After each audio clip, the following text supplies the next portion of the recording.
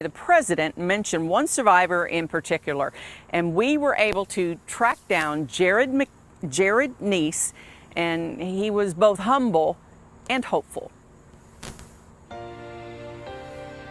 Jared Neace says he had one thought after learning his trailer floated off its foundation and past his mother's home before coming to rest on a bank nearby. Jared had just fixed up the home less than a year and a half ago after it was damaged in previous flooding. First thing comes to mind is what have I done to people to deserve this? He and his sister Lena Stacy spoke with me shortly after getting an opportunity to visit with President Biden.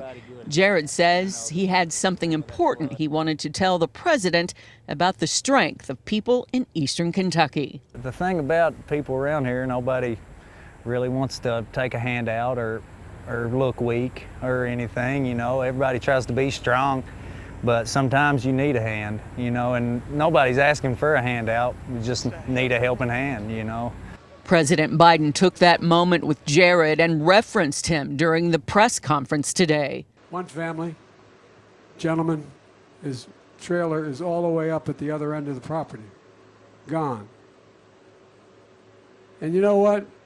When I started talking about what we could do, he said, well, you know, we Kentuckians don't want to ask for too much.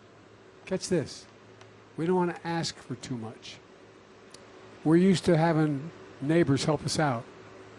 We don't know that the rest of y'all, everybody else should be doing this.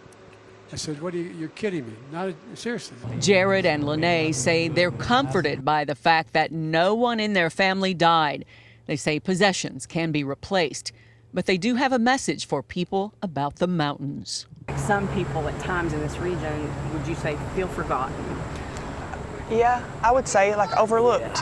Like they think like we didn't have much to begin with, so they're not going to try to help us now. Jared hopes the president means what he says about not letting them be forgotten, but he took comfort in today's visit. He shook my hand and kind of hugged me and said, you know, everything's going to be okay and we're going to get help. We're going to get help in here, and you know, and it makes you feel a lot better about it, him coming by and saying that.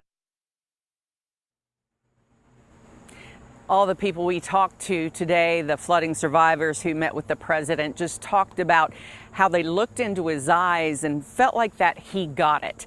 And I can tell you, for anyone who actually comes here and sees the devastation, it's easy to get what they're going through.